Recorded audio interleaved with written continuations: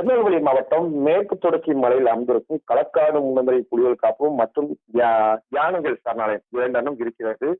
இந்த இரண்டு வனப்பகுதியில் வந்து பார்த்தீங்கன்னா ஏராளமான வன விலங்குகள் இருக்கிறது. குறிப்பாக சிறுத்தை, யானை, கரடி, விழா, காட்டுப்பண்ணி ஏராளமான வன விலங்குகள் கடந்த ஒரு 6 மாத காலமாக குடியிருப்புக்குள் வந்து சுற்றி திறந்து பொதுமக்களை தொடர்ந்து அச்சுறுத்தி செய்து வருகிறது. அது மட்டுமல்ல, கடந்த 2 மாதங்களா சுமார் ஒரு 7க்கும் மேற்பட்ட கரடிகள் கூட இரவு நேரம் பகல் நேரம் பொதுமக்களை ஒரு அச்சுறுத்தி செய்து வரும் நிலையில் கடந்த ஒரு சில நாட்களுக்கு முன்பு மணிக்காடு அந்த மலை அடிவார பகுதியில் உள்ள பகுதியில் வந்து பாத்தீங்கன்னா விவசாயிகள் ஆடு மேய்ச்சலுக்காக அவர்கள் அந்த பகுதியில் காலையில் சென்று மாலையில் தான் வருவார்கள்.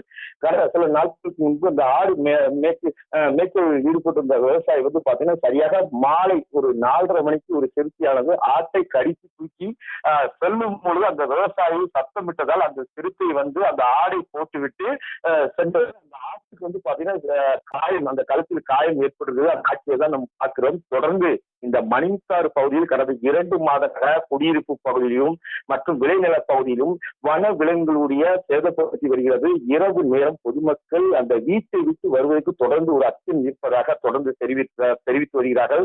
நம்மும் கடந்த 2 மாத காலங்களாக தொடர்ந்து இந்த வனப்பகுதியில் விட்டு வெளியேறும் வனவிலங்குகளுக்கு தொடர்ந்து செய்திகளை வெளியிட்டு வருகிறோம். ஆனாலும் அதற்கு அதிகாரிகள் நடவடிக்கை எடுத்தாலும் போதுமான அளவுக்கு இல்லை என்று அந்த பகுதி மக்களும் விவசாயிகள் தொடர்ந்து தெரிவித்து வருகிறார்கள்.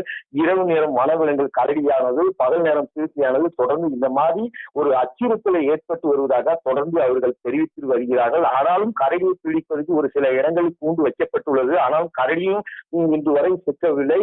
தொடர்ந்து இப்போ வந்து பாத்தீங்கன்னா 2 நாட்களுக்கு முன்பு சிறுத்தையானது பகல் நேரத்திலே இந்த மாதிரி விளை நிலத்துக்குள் வந்து விவசாயிகள் தங்களுடைய கால்நடைகள் ஆடு, மாடு போன்றவற்றை மேய்ச்சல் ஈடுபடும் போது இந்த மாதிரி சிறுத்தை தாக்கி செல்வது ஒரு பரபரப்பான இருக்கிறது என்று அவர்கள் தெரிவிக்கிறார்கள். வனத்துறையினர் இதுக்கு உரிய நடவடிக்கை எடுக்க வேண்டும் என்று அவர்கள் ஒரு கோரிக்கை விட்டுள்ளார்.